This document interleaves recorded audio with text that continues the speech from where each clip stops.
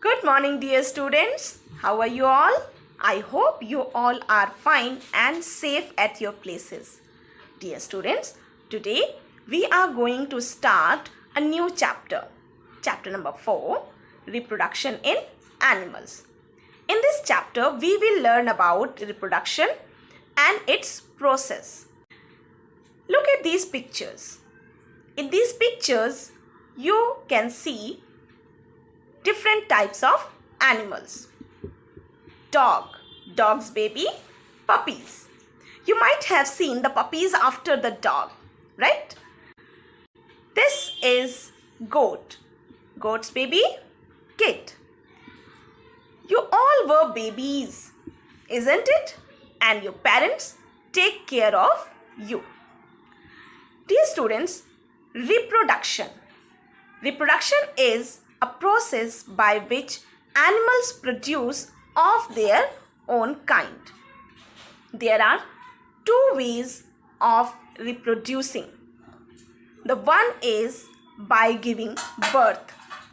The animals who give birth to their young ones are called mammals. The next type is by laying eggs. Mammals have special features on their bodies. They have hair on their bodies. They giving birth of their young ones and they feed their kids as well as they take care of them.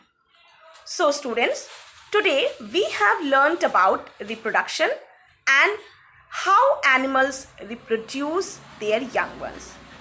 So what is reproduction? Reproduction is a process by which animals produce their young ones, and there are two ways to reproduce. First one is by giving birth and second is by laying eggs. Some examples of mammals are dog, cat, and we human are also mammals.